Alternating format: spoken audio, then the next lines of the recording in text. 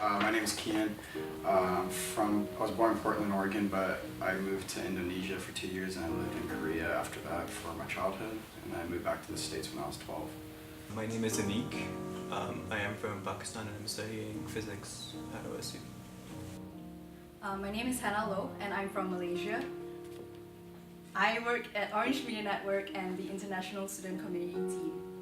Right, my name is Piti Rumojanalak and I'm from Bangkok, Thailand. I've been here for 3 years. I have graduated MBA here and I started working as a finance advisor specialist for international students in two program. My name is Philip Napoleon. I'm from San Diego, California, and my family originates from the island of American Samoa. I came here because I got a scholarship for my first year and because I wanted to be away from the city because I'm from a big city back home. And Oregon State was one of the 4 schools in the US that had the INTO program, which is for international students.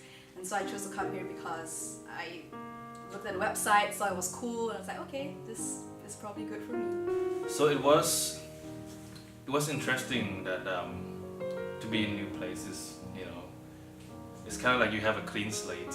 You can kind of reinvent yourself. When I came here I was living in the LLC, so it was pretty cool because I got to connect with other people that were in the same boat as me who were not from the US. And we could sort of go through that transition together.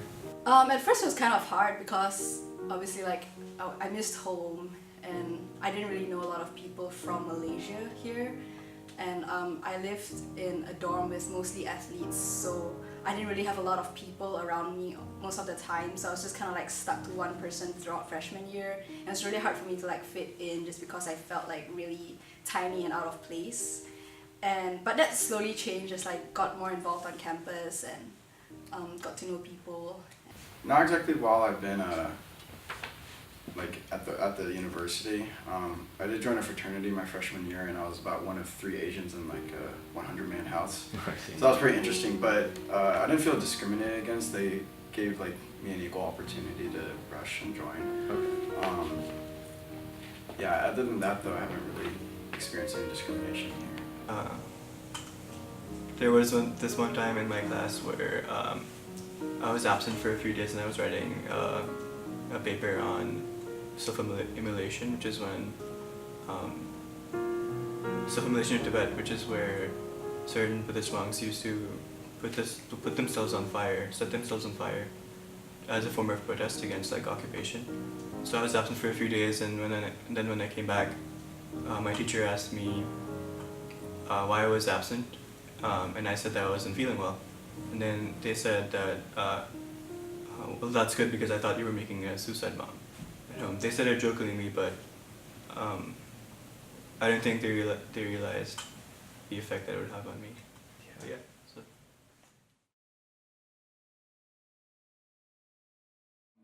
Have I ever felt discriminated against? No. I've, at least not out here. I think that Corvallis does a good job at getting along with everybody. Everyone seems a lot more friendlier where I'm from, so no, I haven't. I wouldn't really say like strong discrimination, but I've definitely been stereotyped as just like a mainland Chinese who doesn't speak English, so domestic students tend to not talk to me because they think that I don't speak English until I talk to them and they're like, oh, you actually speak English. I've gotten that like a lot of times over the years. So that's one thing that I'm discriminated against, I guess, but other than that, not really. Definitely in San Diego, there's one area where Samoans just aren't really liked, and we're stereotyped as thugs. And so, I mean, the slightest bit of trouble you can get into, you can kind of be punished for something that you're not even a part of. There's that stereotype that Asians are smart, and like I have a lot of kids that come to me and ask me for help in like certain classes, and that was like also in high school, but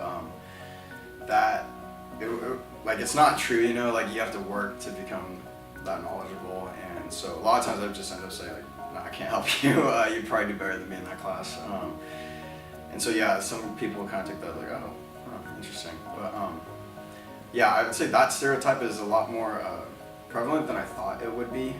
Especially here, there's a lot of kids that are like, oh, you're Asian, like why don't you just know that? It's like, well, I didn't take that class. Yeah. I feel like a lot of people walking through just they kind of see me as mean, and I don't know what it is. It may be just the way I look, and I think that a lot of us, because I know I'm not the only one who's had that problem, but my uncle actually, he had that problem. But once you actually get to know us and you hang out with us, and you can see, you know, we're not mean at all. We're very respectful and humble. And that's just something that you'd have to go out of your way to notice. I feel like international student needs more involvement in, like, you know, the clubs and everything. Like for American students, like it is hard for international students to kind of get to know American students and, you know, get to be hanging out and do all the stuff that, like, you know, that American students do. It's really hard for international students to get over that barriers of like culture, and also like when you came here you don't know anybody, so you don't know where to start to get to know. I mean, you eventually have a lot of friends, but from my experience, a lot of international students just kind of hang out with a lot of international students.